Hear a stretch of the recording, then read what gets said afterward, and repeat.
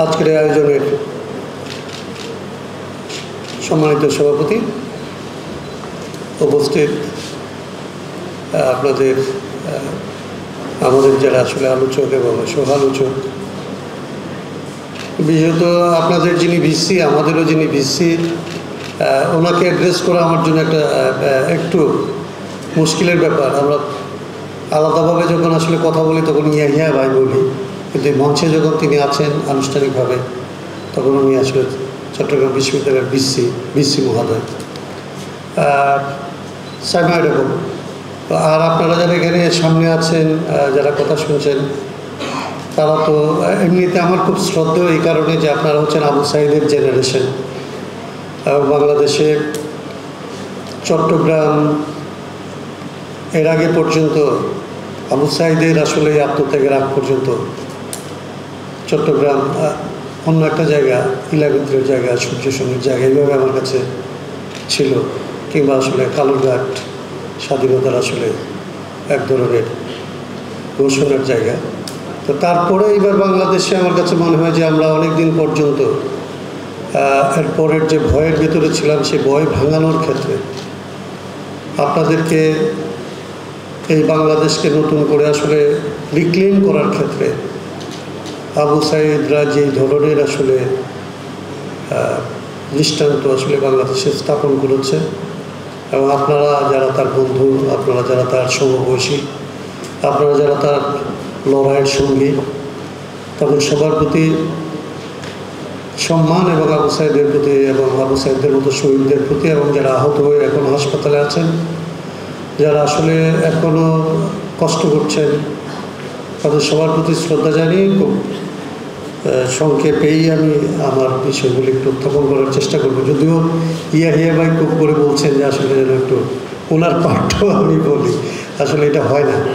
কারণ আপনারা জানেন যে আসলে বাংলাদেশের নির্বাচন প্রশ্নে একেবারেই যখন বাংলাদেশের নির্বাচন বলে আর কোনো কিছু ছিল না, যখন নির্বাচন একটা আসলে প্রহসনে পরিণত হয়েছে, তখনও পর্যন্ত একদম নিরলসভাবে এই প্রত্যেকটা নির্বাচনের প্রত্যেকটা খুঁটিনাটি বিষয় নিয়ে তিনি লাগাতার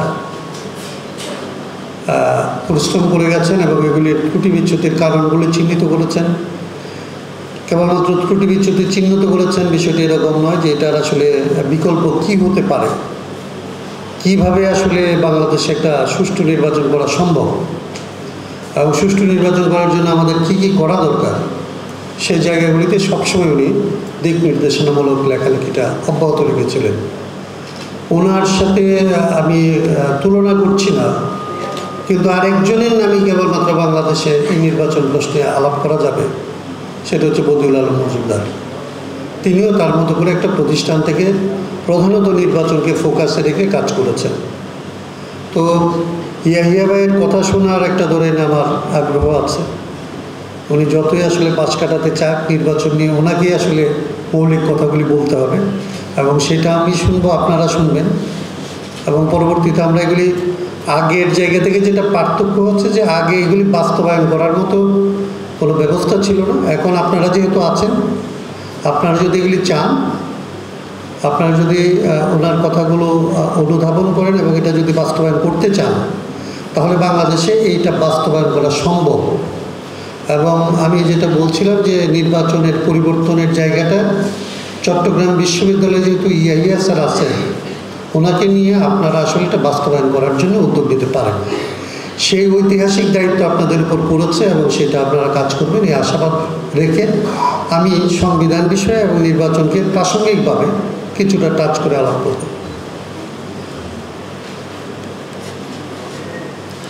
আমরা আসলে এই যে আরেকটা তো বলতে হয় একটু, এই যে আজকে যারা আয়োজন করেছেন রাষ্ট্রচিন্তা ধরেন বাংলাদেশে, এটা আপনারা জানেন যে চট্টগ্রাম বিশ্ববিদ্যালয়ের কাজ শুরু করেছে সেটা অনেক দিন, কিন্তু রাষ্ট্রচিন্তা বাংলাদেশে একটা নতুন বিষয়কে আসলে সামনে আনার চেষ্টা করেছে তার জন্ম থেকে। প্রথমত 2016 সালের ডিসেম্বরে মনে হয় রাষ্ট্রচিন্তা বলে একটা জার্নাল প্রথম বের হয়, অ্যাওয়ার্ডের প্রথম আর্টিকেল ছিল আসলে একদম রাষ্ট্রীয়তার প্রথম সংখ্যার প্রথম আর্টিকেল, একটা গণতান্ত্রিক রাষ্ট্রের খসড়া নোট, একটা গণতান্ত্রিক রাষ্ট্র কীরকম হতে পারে, কীরকম হওয়া উচিত, এইটা দিয়ে আসলে রাষ্ট্রচিন্তা যাত্রা শুরু করে। এবং তারপর থেকে তারা লাগাতার আজকে পর্যন্ত বাংলাদেশে একটা গণতান্ত্রিক রাষ্ট্র গঠন করার জন্য তার রাষ্ট্রের আইন কানুন, রাষ্ট্র পরিচালনার নিয়ম কানুন, রাষ্ট্রের সংবিধান, এই জায়গাগুলিতে কি কি পরিবর্তন আসলে করা সম্ভব, কি কি পরিবর্তন করা প্রয়োজন, কিভাবে এই সমস্ত পরিবর্তন হতে পারে, সেটা নিয়ে ওনারা, আপনাদেরকে কানেকশন অফ হয়ে গেছে না, এখন শোনা যাচ্ছে? আচ্ছা, তো সেইটা নিয়ে আসলে রাষ্ট্রচিন্তা যে কাজ শুরু করেছিল, এটা তো 5 তারিখের পরে একটা পরিবর্তিত পরিস্থিতির মধ্যে এসছে। এবং 5 তারিখের পরে আজকে রাষ্ট্রচিন্তা আপনাদের সাথে এরকম একটা জায়গা আছে যে আসলে তারাও এখানে যেরকম আলোচনার আয়োজন করেছে, সারা দেশে যেরকম তারা আলোচনার আয়োজন করে, তাদের আসলে যা কিছু পরিবর্তন করার জন্য এতদিন পর্যন্ত জনমত তৈরি করেছে, সেটা বাস্তবায়ন করার একটা পর্বের মধ্যে তারা প্রবেশ করেছে বলে আমিও বিশ্বাস করি। এবং সেদিক থেকে আজকে তারা যে আয়োজন করেছে সেটা আমার কাছে মনে হয় যে এইটা এইরকম যে একটা পর্ব থাকে চাওয়ার পর্ব, যে আমরা এইটা চাই, আরেকটা পর্ব থাকে যে আমরা এটা করব। তো রাষ্ট্রচিন্তা এবং বাংলাদেশ আজকে আসলে এইরকম একটা পর্বের মধ্যে প্রবেশ করতে পেরেছে আপনাদের ত্যাগের কারণে, আপনাদের লড়াইয়ের কারণে, যে আজকে তারা যা যা করতে চেয়েছে এতদিন তার অনেকগুলিকে আজকে এইভাবে করতে চাই বা এইভাবে করব, এইরকম একটা বিষয়ের মধ্যে আসলে তারা জোর দেওয়ার বাস্তবতায় এসছে।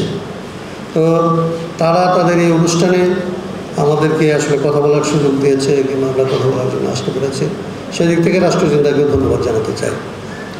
আমি যেখানে আসলে কথাটা আনতে চাই, যেখানে আসলে কথাটা বলতে চাই, এটা আপনারা জানেন, এখানে আইন বিভাগের ছাত্রদের সাথে আমার আসার পরেই দেখা হয়েছিল। আপনারা যারা বিভিন্ন বিভাগে পড়াশোনা করেন কিংবা যারা এই রাষ্ট্র রাজনীতি এগুলির সাথে একেবারেই বাংলাদেশের কারণে আসলে যুক্ত হয়ে আছেন, তাদেরকে আমি ওইভাবে বলি যে আমি পেশায় একজন আইনজীবী, মানে আমি উকালতি করে খাই। আমাদের উকালতিতে একটা পদ্ধতি আছে। আমরা ধরেন 4 বছর আগের একটা মামলায় একজনকে সাক্ষী হিসেবে ডাকি। ডাকার সময় আমরা বলি যে এই যে দেখেন তো, এই জিনিসগুলি আপনি বলছিলেন, এই জিনিসগুলি আপনি সাক্ষী হিসাবে পুলিশ আপনার কাছ থেকে রেকর্ড করছিল, এগুলি কি আপনি বলছিলেন? এইটা আমরা বলি, এটাকে আমরা বলি যে এটাকে রিফ্রেশিং মেমোরি বলে আমাদের মেথডে। উকিলরা যখন এরকম মনে করায় দেয় মানুষকে, তখন এটাকে বলে যে আসলে মেমোরিটাকে আসলে রিফ্রেশ করানো।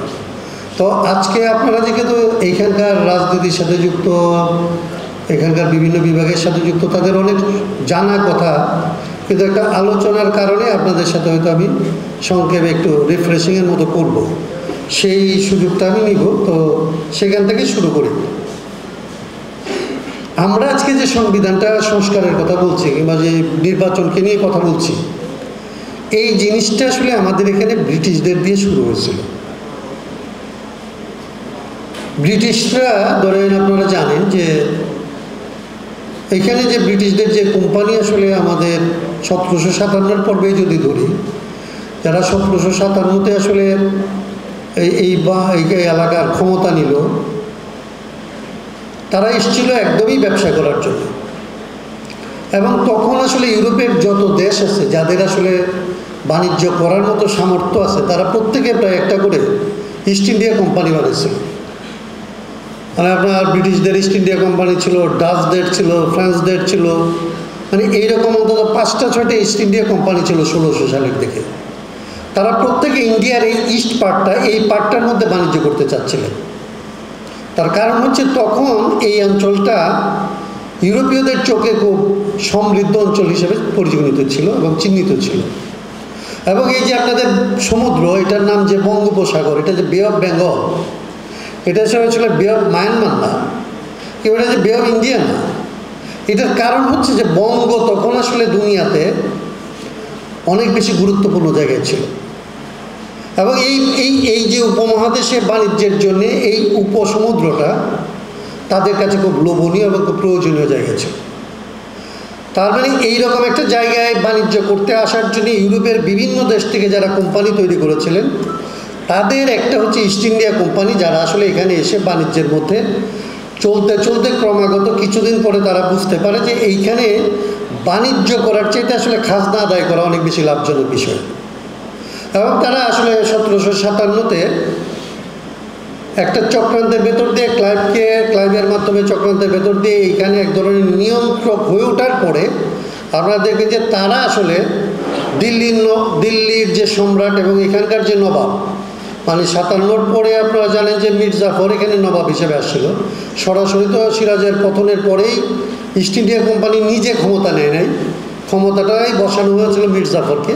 তো তাদের কাছ থেকে তারা একটা জিনিস চেয়েছিল, এই ক্ষমতায় বসানোর পরে তারা চাইছিল যে এইখানকার যে দিওয়ানি, মানে খাজনা আদায়ের যে অধিকার এবং খাজনা সংক্রান্ত যে সমস্ত মামলা মোকদ্দমা, সেগুলি পরিচালনার ক্ষমতাটা ইস্ট ইন্ডিয়া কোম্পানি তাদের হাতে চায়। এবং এটা নেওয়ার পরে আমরা 1757-র পরে যখন স্যার আসলে দিওয়ানির ক্ষমতাটা পায়, তার 10 বছরের মধ্যে আসলে বাংলায় প্রথম সবচেয়ে বড় দুর্ভিক্ষটা হয়। আমরা 1776-এর মন্বন্তরের কথা জানেন। মন্বন্তরের যেটা হচ্ছে, মন্বন্তর তো জানেন যে প্রতি 3 জনের মধ্যে একজন মানুষ এখান থেকে মারা গিয়েছিলেন। এবং পরের বছর আসলে চাষ করার মতো কৃষক ছিল না, অনেক জমি আসলে কাজ করার লোক ছিল না, পতিত ছিল। কিন্তু যে জন্য আমি আপনাদের কথাটা বলছি, এটা হচ্ছে এই যে মন্বন্তরের আগের বছর যে পরিমাণ খাজনা আদায় করেছিল কোম্পানি, মন্বন্তরের পরের বছর খাজনা আদায় তার থেকে কমে নাই, বরং বেড়েছিল। তার মানে আমি বলতে চাচ্ছি যে এই যে 1757 থেকে 1857 পর্যন্ত একটা পর্ব, এই পর্বে আসলে ব্রিটিশ যে আসলে তার যে আসলে সাম্রাজ্যে সূর্য অস্ত যায় না বলে যে গল্পটা আছে, মানে ব্রিটিশ সাম্রাজ্য হয়ে ওঠার জন্যে, দুনিয়া জুড়ে তার সাম্রাজ্য বিস্তারের জন্যে, পুঁজি সংগ্রহ করার জন্য যে জায়গাগুলিকে তারা ব্যবহার করেছে, সেটার মধ্যে ভারতবর্ষ খুব বড় জায়গা জুড়ে ছিল। ভারত থেকে যদি তারা আসলে পুঁজি সংগ্রহ করতে না পারতো, তাইলে যেই গল্পগুলি আমরা শুনি যে আসলে ব্রিটিশ সারা দুনিয়া শাসন করেছে, সেই শাসন করার সামর্থ্য তাদের হতো না। এবং তারপরে এটাই এই মাত্রায় ছিল, এত নির্মমতা ছিল, এত মানে নির্মমভাবে তারা এই খাজনাগুলি আদায় করেছে, কিংবা মানুষকে এমনভাবে দমন করেছে, আইনগুলি এতটা দমনমূলক ছিল যে তারপরেও 1857-তে এখানে সিপাহী বিদ্রোহ হয়। আপনারা জানেন সিপাহী বিদ্রোহের উপর আপনাদের অনেকের পড়াশোনা আছে। সিপাহী বিদ্রোহকে কেউ কেউ আসলে ভারতের প্রথম স্বাধীনতা, জাতীয় স্বাধীনতার লড়াই মনে করেন।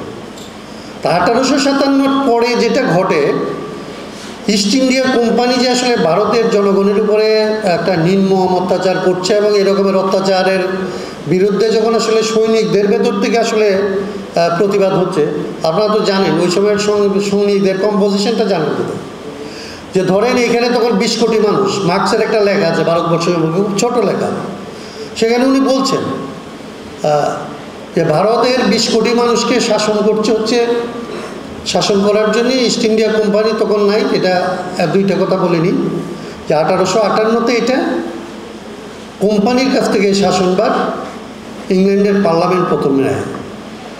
ইংল্যান্ডের পার্লামেন্ট দেখতে পায় যে কোম্পানি দিকে যদি আরও কিছুদিন শাসন করানোর চেষ্টা করা হয়, তাহলে ভারত থেকে আসলে তাদের পাট্টারি গোটাতে হবে, তারা আসলে এখানে আর শাসনটা ধরে রাখতে পারবে না, কারণ সৈনিকরা প্রতিবাদ করছে। এবং সৈনিকদের কম্পোজিশন হচ্ছে এরকম, ভারত তখন 20 কোটি মানুষের দেশ, সেই 20 কোটি মানুষের মধ্যে আসলে 40,000 হচ্ছে ইউরোপীয় সৈন্য, 60,000 হচ্ছে এখানকার উচ্চবর্গের হিন্দুদের উচ্চবর্গের সৈন্য, 1 লক্ষের মতো হচ্ছে আসলে গরিব মানুষেরা। এই হচ্ছে 2 লক্ষ সৈন্য দিয়ে ভারতের 20 কোটি মানুষকে তখন শাসন করা হচ্ছে।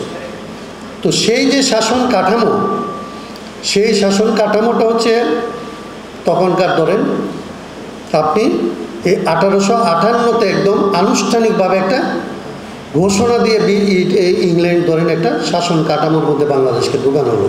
আজকে যেটাকে আপনি সংবিধান বলেন, এইটা হচ্ছে 1858-তে ব্রিটিশরা প্রথম যেটা শুরু করে, এটাকে বলে ভারত শাসন আইন। ভারত শাসন আইনটাই বিবর্তিত হতে হতে 1935 সাল পর্যন্ত এটা ধরেন বিবর্তিত হয়েছে। যেমন আজকে বাংলাদেশের 53 বছরে বাংলাদেশের সংবিধান যেরকম 17 বার সংশোধিত হয়েছে, এরকম 1858 থেকে 1935 সাল পর্যন্ত অনেকবার আসলে এই ভারত শাসন আইনটা পরিবর্তিত কিংবা সংশোধিত হয়েছে। এবং 1935-এর যে সংবিধান এটাই ছিল তাদের সর্বশেষ সংবিধান।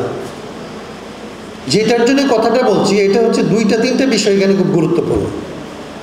এর একটা হচ্ছে যে এইখানে 1858-তে যেরকম তারা ভারত শাসন আইন করেছে, 1861-তে তারা ইন্ডিয়ান কাউন্সিল অ্যাক্ট বলে একটা অ্যাক্ট করেছে। আপনারা যারা হিস্ট্রি পড়েন, আপনারা যারা আসলে পলিটিক্যাল সায়েন্স পড়েন, কিংবা আপনারা যারা ল পড়েন, তাদের জন্য এই জিনিসগুলি চেনা অনেক সোজা হবে। আমরা আজকে যে নির্বাচনের আইনগুলি দেখি, যেটাতে আসলে ভাই কথা বলবেন, আমি প্রাসঙ্গিক ক্রমে একটু ছুঁয়ে যাচ্ছি শুধু, যে নির্বাচন কিভাবে হবে, কারা নির্বাচিত হতে পারবে, কারা নির্বাচন করতে পারবে, এইগুলিও ধাপে ধাপে আসলে ভারতবর্ষে পরিবর্তিত হয়েছে। আজকে যেরকম দেখেন যে আপনারা ভোটার, একটা নির্দিষ্ট বয়সের পরে আপনি ভোটার হন, ভারতের ভোটিং সিস্টেমটা এইভাবে আসে না। ভারতে একটা সময় ঠিক করা হয়েছে যে এই 1861-এর আইনের পরে স্থানীয় সরকারকে ঠিক করা হয়েছে, স্থানীয় সরকারে কারা নির্বাচিত হইতে পারবে এটা ঠিক করা হচ্ছে। ইন্ডিয়ান লেজিসলেটিভ কাউন্সিলে কারা যাইতে পারবে, ভারতীয়রা যাইতে পারবে কিনা, যদি যায় তারা নির্বাচিত হবে নাকি তারা আসলে সিলেক্টেড হবে, যারা নির্বাচিত হবে তাদেরকে আসলে কারা ভোট দিবে, ভোটার যারা হবে তারা শিক্ষিত লোকেরা হবে নাকি মূর্খ লোকেরা হবে, মূর্খ লোকরা যখন ভোটার হবে তখন আসলে তার সম্পদের পরিমাণ কি হবে, সে ইনকাম ট্যাক্স কত পরিমাণে পে করে, তারপরে যখন এটাকে বাড়ানো হচ্ছে তখন কী পরিমাণ খাজনা দেয় যারা তারা হবে। এইভাবে ধাপে ধাপে আসলে 1921 সাল পর্যন্ত এখানকার ব্রিটিশরা তাদের ভোটারকে এম্পাওয়ার করেছে, পরিমাণটা বাড়িয়েছে। এবং এইভাবে ভারতীয়দেরকে মন্ত্রী, প্রথমে কাউন্সিলর করা, তারপরে মন্ত্রিসভার সদস্য হওয়া, তারপরে মন্ত্রী হওয়া, তারপরে আসলে কোনো সময় এসে একদম শেষ দিকে আপনারা দেখবেন 36-37-এর নির্বাচনে এইখানে আসলে সরকার গঠন করা, মানে প্রাদেশিক পরিষদ, প্রভিন্সিয়াল গভর্নমেন্ট করার মতো জায়গাগুলিতে তারা এইখানকার মানুষকে ক্ষমতা দিয়েছে। এই কথাগুলি আমি এই জন্য বলছি যে আজকে যে বাংলাদেশটা দেখা যায়, আজকের বাংলাদেশে যে সমস্ত ঘটনাগুলি ঘটে, আজকের বাংলাদেশে যে পথে চলে, তার যে নির্বাচন আছে, তার যে প্রশাসন আছে, তার যে ভোটিং ক্যাপাসিটি আছে, তার যে ভোটারদের বাজেট করার ব্যবস্থা আছে, তার এই সমস্ত জিনিসগুলি প্রায় ব্রিটিশদের হাত দিয়ে চালু করা। এবং ব্রিটিশরা যখন চালু করেছে তখন আপনি বোঝেন যে এইটার মধ্যে একটা অন্য লক্ষ্য ছিল, মানে খুবই স্বাভাবিক একটা লক্ষ্য ছিল যে এইখান থেকে যেটা বললাম যে সে খাজনা আদায় করবে, খাজনা আদায় করে এই টাকাটা সে তার দেশে নিয়ে যাবে। এই যে তার দেশে নিয়ে যাওয়ার জন্য যে আইন লাগে, সেটার বিরুদ্ধে দাঁড়াইলে আপনাকে যেভাবে দমন করতে হবে, সেটার বিরুদ্ধে লিখলে আপনাকে যেভাবে সেন্সার করতে হবে, সেইটার বিরুদ্ধে দাঁড়াইতে গেলে আপনি এক্সপ্লোসিভ নিয়ে চললে আপনার এক্সপ্লোসিভ অ্যাক্টে যেভাবে আপনাকে অস্ত্র যেভাবে নিয়ন্ত্রণ করতে হবে, কথাকে যেভাবে নিয়ন্ত্রণ করতে হবে, এর সমস্ত আইন মোটামুটি তাদের হাত দিয়ে গড়া। তার মানে আজকে যে রাষ্ট্রটা আমরা দেখতে পাই, সেই রাষ্ট্রটার ভিত্তিটা তৈরি হয়েছিল আসলে ব্রিটিশদের হাতে, এবং ব্রিটিশরা এটা তৈরি করেছিল এইখানকার মানুষের কাছ থেকে সম্পদ সংগ্রহ করে তার দেশে নিয়ে যাওয়ার জন্য।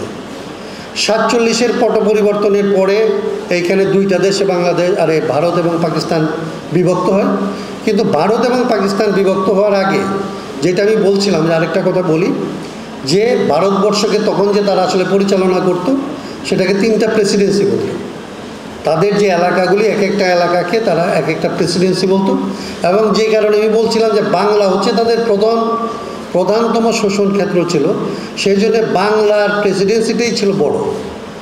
বাংলার পরে ধরেন মাদ্রাজ কিংবা বোম্বে, এই 3টা প্রেসিডেন্সি দিয়ে তারা চলতেন। তার মধ্যে বাংলার যিনি গভর্নর, বাংলার গভর্নরই এই 3 গভর্নরদের মধ্যে গভর্নর জেনারেল হতেন। এবং বাংলার যিনি গভর্নর, বাংলাদেশের মানুষেরা তাদেরকে আসলে বড় লাট বলতেন।